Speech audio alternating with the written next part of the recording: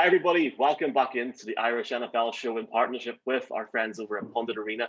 We've got the usual team in today, Colin, Mark, and Brian. But you can see today we have got a very special guest. Look, he is a three-time American Sportswriter of the Year from NBC Sports, Football Morning in America, Peter King. Peter, I can tell you right now, it is an honor and a pleasure to have you on. Hello from Ireland. Welcome into the Irish NFL show. Oh, thanks so much. Can I tell you my Ireland story? Yes, of course. I mean, this was maybe about 8 years ago. I was never a big, there's three things that happened. I was never a big Guinness guy. And then I took a tour of the Guinness factory and the Guinness brewery. And it felt like I was drinking a vanilla milkshake. And I just, ever since then, I am a Guinness nerd. I live in Brooklyn, and there's a bar in our neighborhood that has Guinness, so I wear them out quite regularly.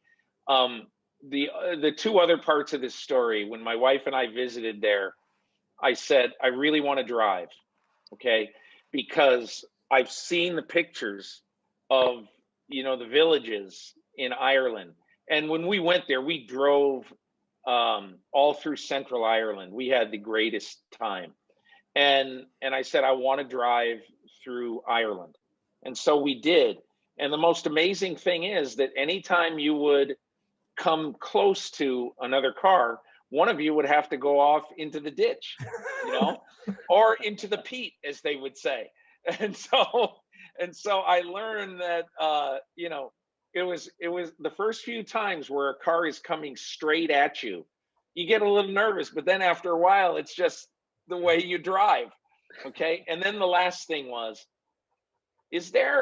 I'm trying to remember the name of the town, but it might have been Carlow. I kind of forget where it is, but there was a village that we stayed at for 2 nights at just some country inn. And we went downstairs and had dinner one day, and on the menu was zebra. And I said, well, I mean, it's not every day you look at a menu and there's zebra. So I had the zebra. It was really tender and delicious. So those are my 3 Ireland stories for you. I love it. And I think it must be column zebra must be a Carlo speciality, Colin, I'm not sure. Yeah, must be, Peter, the Guinness brewery. If I threw a stone out my window, I could hit it, I would say, from where I am in Dublin. When they're brewing, I can actually smell it. You can smell it? Yeah, it wafts out over the city. As Michael said, it's an absolute honor to get the opportunity to chat to you. And thank you. In your incredible bio, one of the most respected NFL writers around, author of 5 books, created MMQB, television, radio, podcast. I suppose, given your experience covering the league, and I know you won't be able to talk about everything, but could you give us, some of your favorite moments from your time covering the league? Well, I'll give you 3 just kind of brief ones. In 1995, Sports Illustrated sent me to Green Bay. Mike Holmgren, who was the coach at the time, gave me permission to do a story on a week in the life of the Packers. And at the time, the Packers were getting hot. This was mid-season 95. And they were about to play for, at the time, NFC Central superiority with Minnesota. And so that week, I went to Green Bay. There were 3 nights where I ended the night at Brett Favre's house. And, so that was an adventure all in itself. But just getting to really feel the birth of a great team in the NFL was a lot of fun. The most interesting thing was on Thursday afternoon, Holmgren said to me, now you won't quite believe this, but just sit in the back of the office and you can hear what I'm about to do. And he called in 2 rookies, LaShawn Johnson and Travis Jervey, and he chastised them for 20 minutes because LaShawn Johnson and Travis Jervey had bought a lion. and were keeping the lion in their apartment in Green Bay. And on that day, Travis Jervey had a huge bandage on his arm. And this is how Holmgren found out. He had this huge bandage on his arm because he had been playing with the lion in their apartment, and the lion scratched him and totally opened up his arm. And so Holmgren told him, they tried to justify having the lion. And he goes, if that lion is not out of your apartment and shipped somewhere by Monday, I'm cutting you both. And I'm going to tell every general manager in the league not to sign either one of you because you're both knuckleheads. So that would probably be one. I think maybe the second one would be in 2013. I started this this new website called the MMQB. It's Sports Illustrated. And I decided that what I really wanted to do in this point in my career is I really wanted to take people where they could not go and take people where they really wanted to see something that they had never seen before. So I got permission to spend a week in the life of an NFL officiating crew. And when I did that, it was the most enlightening thing I've done in 37 seasons covering the NFL, because, NFL officials go and have a normal life for 4 or 5 days every week. One of them was a high school teacher, the back judge, Dino Paganelli. I sat in his social studies class in Grand Rapids, Michigan, and then went home with him. He's a widower, and he had 3 children. He had to take care of these kids and put them to bed every night, do homework with them, do everything. And then he would stay up for another hour or two doing film work on the game he was about to do that week. That was incredibly enlightening. And if anybody wants to know about a week in the life of an officiating crew, Google it. You'll find it. Google that with my name. But that was really a fun thing to do. And the last thing, I've gotten to the point where over the years, a week after the season, I always write about something that everybody, I think, wants to read. So I take a great moment in the Super Bowl, let's say, and then I write about it the following week.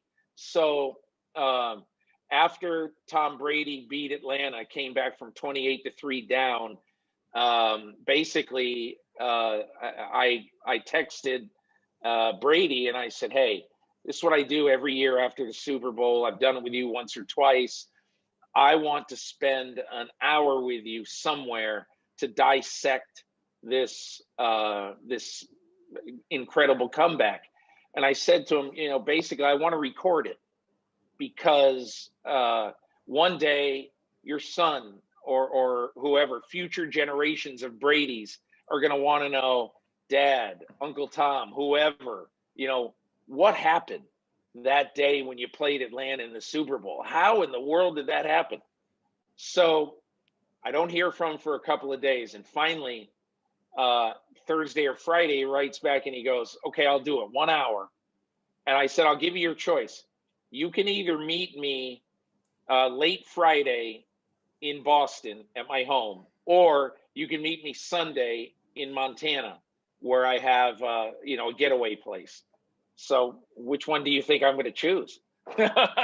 So anyway, got on a plane, went to Montana, met Brady. We spent about 2 hours together, but the great highlight is he was incredibly forthcoming, told me everything. I had an incredible column. It was great, all that. But the best thing, and the thing that I got the most reaction on, I took a photo with Brady outside in the snow in northern Montana, and him smiling, me sort of smiling, and under it, it said, photo for the MMQB by Gisele Bundchen.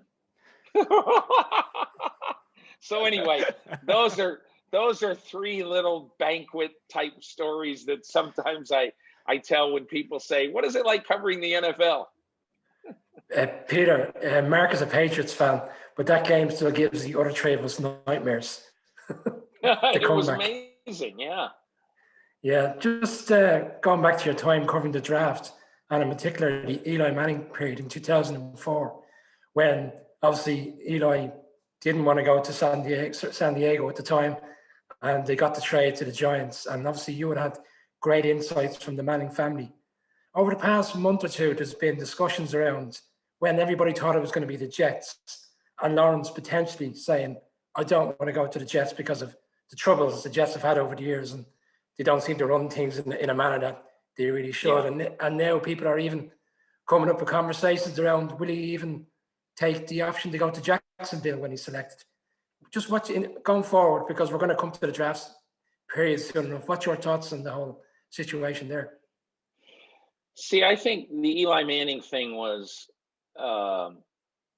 he was, I think, kind of energized by the simple fact that, you know, he had a father who, if you do some research and look up Archie Manning, you know, Archie Manning was drafted #1 overall in, I think it might have been 1971 by the New Orleans Saints, and the Saints were awful. And Archie Manning's career was spent getting the living crap beat out of him. And he never was the player everybody thought he would be, because he was always getting hit and all that. So I think Eli felt, look, I saw what happened to my dad. I didn't see it, but I know what happened to my dad, and I do not want that to happen to me. So I would rather one or two fan bases hate my guts till the end of time and get to go to a place that has a chance than just become a sacrificial lamb for what he felt was a lousy franchise in San Diego.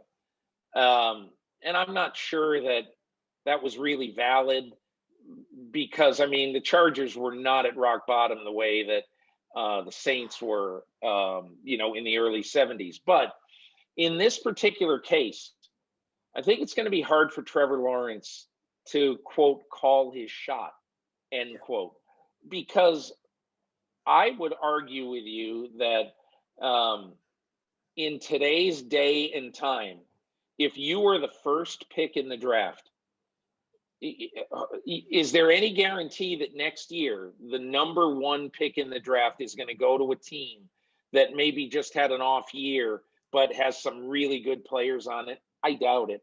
It's going to be a crappy team, and, you know, he's not going to really be able to go in and be good right away. So I think, and look, I believe last year Joe Burrow, I think Joe Burrow and his family considered it, because who wants to go to Cincinnati? I mean, I lived in Cincinnati for 5 years. It's a wonderful town. The football team is not good, and I don't think it's ever going to be really good.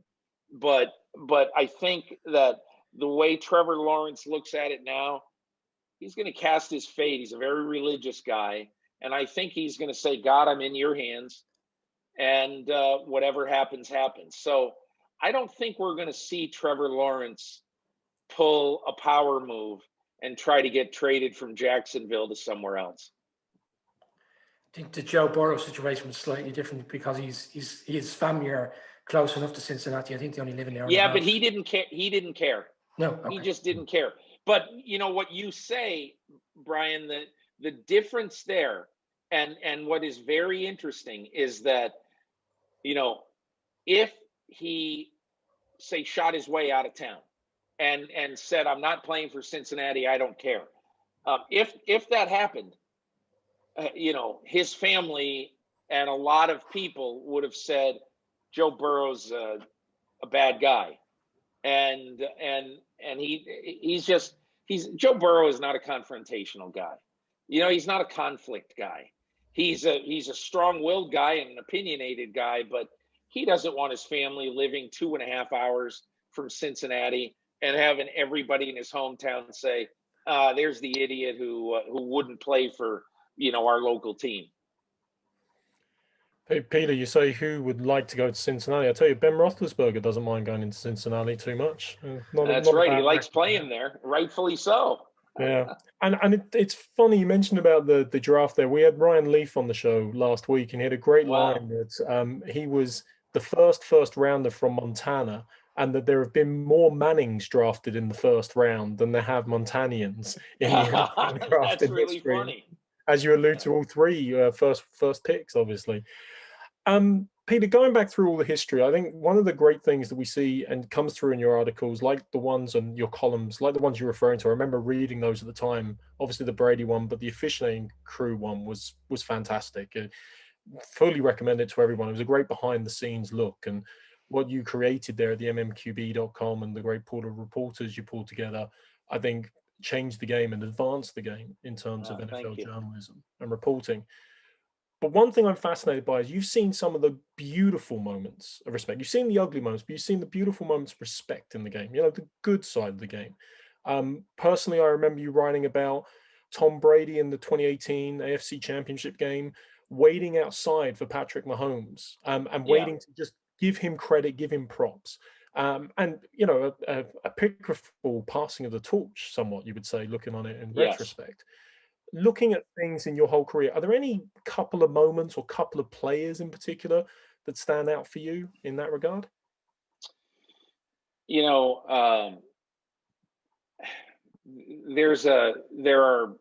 many. Probably I wrote more about Brett Favre than any single player since I've covered the game. And the one thing that I'll never forget about Favre is after that year that I wrote this long story about the Packers, A Week in the Life of the Packers. This is ancient history now. It's quarter century ago. But Brett Favre became addicted to a painkiller called Vicodin. And the NFL basically gave him an ultimatum. If you don't go to rehab, you're going to be suspended for quite a while. And so pretty much against his will, he did go to rehab. But the night before he left for rehab, his charity golf tournament was the following weekend in Biloxi, Mississippi. And he had called me and asked me, would you go? I'm trying to get this thing off the ground, blah, blah, blah. I said, yeah, I'll go. So that night, he called everybody who was going to the tournament and he said, hey, I'm going into rehab tomorrow, but I want to just plead with you. Would you please keep this golf tournament alive, because I've kind of promised a bunch of people some money out of this tournament, Special Olympics in the state of Mississippi, all this stuff. So I went and I said, hey, by the way, as long as I got you on the phone, what the hell happened? And he spent about 45 minutes telling me how he got addicted. And I can still hear this in my head. I can still hear this. And I'll never forget him saying, everybody always says, man, they run into me and they say, man, what a great life you have. It must be great to be Brett Favre. And he said, how would they like to be Brett Favre if they felt the way I felt every Monday morning? Like I got run over by a truck. If I play all these games where a lot of guys don't play. And if now tomorrow I'm going into a rehab facility to get off painkillers for 6 or 8 weeks, would they want to be me then? And I was like, oh my God, what you talk about, Favre always was that way. He always just totally bared his soul. And I think maybe the one other person that I really got to know and got to be, I wouldn't say friends with, because I've probably interviewed other people like Manning and Brady and other people more, but one person who I've really enjoyed, sort of having a relationship with, and you'll think this is odd, but is with Frank Reich, the coach of the Indianapolis Colts. Now, Frank Reich, as we talked a minute ago about, he's got one of the greatest comebacks in NFL history. And, he was the offensive coordinator of the Eagles in 2017. And because I knew him back, I covered that game for Sports Illustrated, his great comeback. And because I knew him well, a couple of times in 2017, he called me and he said, I cannot get an interview for a head coaching job. Look at the job we're doing. And he was just, it was like his dog just died. He just was so bummed out. What can I do to make people see and everything? And there was really nothing he could do. And so fast forward to, they win the Super Bowl, and Josh McDaniels, the offensive coordinator of the Patriots, drops out of the job. And Chris Ballard, the GM of the Colts, he interviewed 7 people for this job. The number 8 guy on his list, who he never interviewed, was Frank Reich. So he called up Reich. He had an interview with him. He absolutely, totally fell in love with him. He hired him. And, it's one of these, I'm not a particularly religious person, but it's one of these, the Lord works in mysterious ways. And the Indianapolis Colts, I don't care if Bill Walsh, Vince Lombardi, and Bill Parcells were available. They'd take Frank Reich to be their head coach. They love him. He loves them. It's a perfect match. So somehow, some way, it's like the other day I asked Kevin Stefanski, obviously this weird story now, Stefanski is not going to be able to coach the Browns because he's got COVID and or against Pittsburgh in the playoffs. But I asked him the other day, are you ever just a little bit bitter or a little bit unhappy that, in 2019, you and Freddie Kitchens were the 2 finalists for the Browns job, and you didn't get it, he got it, and they were a disaster. And now it's almost like you came in second place, so let's bring him in now. And he goes, no. He said, Minnesota in 2019 is where the Lord wanted me to be, and I'm a better coach because we had a great year there. I learned a lot more. So no, it's fine. I'm happy. Everything worked out. So I don't know. If we sat here for 5 hours, I'd empty my saddlebag and I'd tell you a bunch of stories like that. But those are 2 that kind of come to mind. Well, Peter, you mentioned Frank Reich and you mentioned that comeback against the Oilers back in '93. But if you're that close with him, and obviously he's there in the Colts at the moment, has he told you whether he's going to trade for Carson Wentz to rejoin the Colts? No, you know what? He was on my podcast last week, and it was interesting. I said, look, they can't discuss this now. It'd be tampering. You can't say whether you're interested in another team's players. But I just said, I know you can't do that, but what is your relationship with Carson Wentz like? And he said, I'm going to love him forever because he and Nick Foles, I'll have a relationship with them forever. And he was just really, really not emotional, but he was just really grateful for what they had done in helping him in his career. And hey, look, those guys, even though I don't like what Carson Wentz is doing now, as Bucky Brooks of NFL.com wrote when Wentz started grousing about getting benched, hey, look, you stunk this year. And being named a quarterback in the NFL is not a lifetime appointment. So, at some point, if you play lousy, you're going to get yanked. And so I think that, to me, is something that really kind of sticks with me about Reich and his relationship with those guys. He loves them. But again, the other thing he said is, hey, look, this Phillip Rivers has been unbelievable this year. And I could see the Colts saying to Phillip Rivers at the end of this year, listen, cap's going down a little bit or staying flat. We got a lot of people we have to sign. Would love to have you back, but it's got to be a little bit on our terms, $20 million. And my gut feeling is that Rivers would probably say no. He's a prideful guy. And after taking a team to the playoffs and making $25 million, I think he would say, I've made enough money.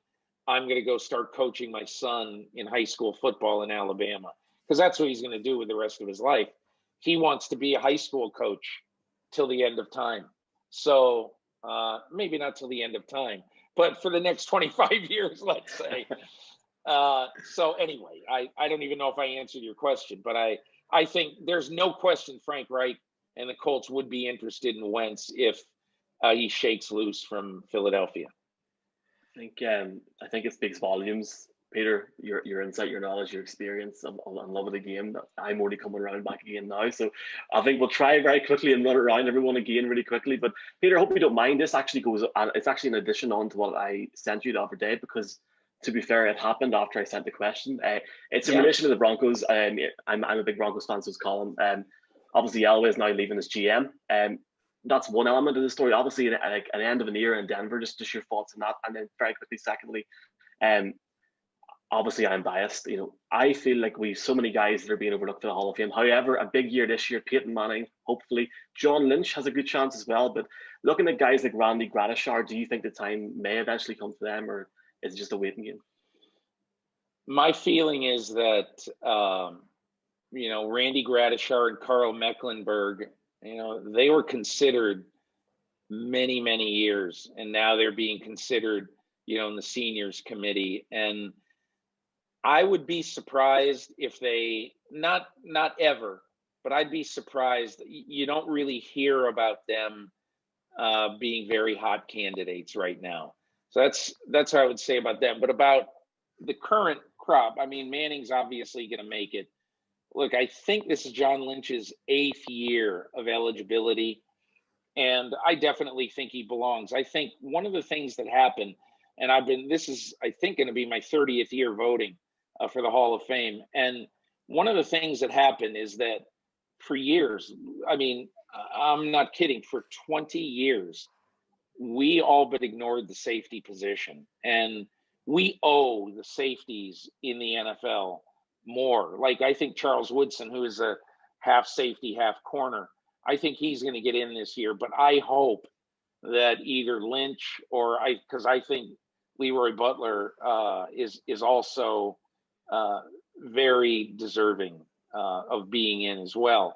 But and I hope we continue to address what had been a forgotten position. And look, as far as the Broncos go, looking in the next 2 or 3 years, in my opinion, I'm not sure what they're going to do as far as their GM search goes. But I do think I applaud John Elway for saying, look, I've pretty much had some crappy drafts, and I've had some unimpactful drafts. I've got the quarterback wrong consistently since Manning walked out the door. And if really you guys watch the Broncos all the time, do they have the long-term quarterback of the future? I really don't think so. So if I were the Broncos, honestly, I'll tell you what I would do. I would hire, there's some really, really good general manager candidates. If I were them, I would try very hard to hire Terry Fontenot. I think he's the best talent evaluator out there right now. I'd hire Terry Fontenot. And in my interviews with Terry Fontenot, I would say, do you have any objection with John Elway being a guy who scouts quarterbacks and who essentially sits in with you in your quarterback evaluation? It's going to be your call. It's going to be your call, Terry Fontenot, or whoever they pick. I just happen to be a Fontenot guy. But it's going to be your call. But John really should, because, look, John Elway was not going to take Drew Lock 2 years ago. Drew Lock fell into the Broncos' laps. And, so he did like Drew Lock. Don't get me wrong. He liked him. And at whatever the number pick was, 40, 45, I forget what it was. But whatever the pick was, that was really good value. But it shouldn't change the fact that John Elway, I don't believe, was in love with Drew Lock on the night of the weekend of that NFL draft. It just so happened that the value in him was so great. So if I'm Denver, I'm not even saying I'd pick a quarterback in the first round this year. But if I'm Denver, I'm happy with Elway, studying the 15 quarterbacks in this draft who are going to get drafted, and to come up with a really strong opinion on who they should draft, and then tell Fontenot or whoever it is, but then it's got to be his choice, along with, the head coach, Vic Fangio. If you're going to bring in a general manager, you've got to let him make the calls. And so hopefully they do something like that. But I think John Elway stepping back right now is the best thing for the franchise. Peter, I suppose we're in January where playoffs are about to begin. Over the years, in terms of the Super Bowl, there have been some teams of destiny, and I'm probably biased as a Broncos fan. Elway towards the end, the helicopter play against the Packers, Peyton's last rodeo, that had handshake with Belichick right in the championship game where he says, this is probably my last rodeo and it's been an honor. Is there anyone this year that you feel kind of has that team of destiny mantle, or is it so whoever can beat the Chiefs? I think the two teams that I look at that I think, look, I'm not going to pick a number 1 seed, and I wouldn't even pick a number 2 seed, but the two teams that really interest me this year, because they got hot at the right time, I guess I am going to pick a number 2 seed. Buffalo, I think right now is the best team in the NFL. And the other team is Tampa Bay. Now, Tampa Bay, I'll talk about them for a second. I think this is not all about Tom Brady. This is a lot about one part of their team that has really gone underreported. And that is the fact that they've built a pretty good offensive line with two guys who really, really stand out. Ali Marpet at guard and Tristan Wirfs at tackle have been absolutely terrific. And they've really solidified that line and made it possible for Tom Brady to have the time he needs. So I think they're interesting. And whether or not Mike Evans plays, obviously you saw that he went down with a knee injury last weekend. Whether or not Mike Evans plays, I think they're going to be a really, really interesting and dangerous team. And the other one I think is Buffalo. I just look at how dangerous the quarterback is right now, Josh Allen, and I look at the defensive playmakers they have, that are really underrated, the Matt Milano, Jerry Hughes. They've got so many interesting players. The whole secondary, other than Tre'Davious White, is just a bunch of unknown guys. But they've got a lot of playmakers on defense that I think are going to make it hard for even when they play Kansas City. I think Kansas City, if that is the matchup, will really have its hands full with Buffalo. I think those are the two teams that, in my opinion anyway, plus Green Bay, obviously, but those two teams among the non-number 1 seeds, I think, are the most dangerous ones entering the playoffs. Peter, can we just touch on Roger Goodell for a moment? He's had a lot of criticism throughout the years. He got challenged in March in terms of moving ahead with free agency. He even got challenged in April around the draft going ahead. People said he wouldn't pull off the season. 256 games have been played, albeit on different days of the week, which is very unusual to what we're used to. But the season is going to get finished. Does he deserve a lot of credit for the organization that's been put in? A lot, because, I wrote in my column, in my Football Morning in America column on Monday, I had the top 20 most influential people in the NFL this year. And, there's no question who number 1 was. It's Goodell, because as you say, people in the NFL have wanted to delay free agency, the draft, and then obviously the start of the season. And I talked to him on Labor Day weekend. Well, I talked to him early September. And one of the things he said to me is, my answer when people said, hey, let's put things off, my answer always was, is it going to be any better 2 weeks from now? If you have any assurance that it's going to be better 2 weeks from now, I will put it off. But nobody has any idea what the future is with this COVID. If you were in the United States right now and you watch the evening news and you see what's going on in Los Angeles, I mean, do not get sick in Los Angeles right now, because if you get in an ambulance, 90% of the hospitals in greater Los Angeles are full and are telling ambulance drivers go somewhere else.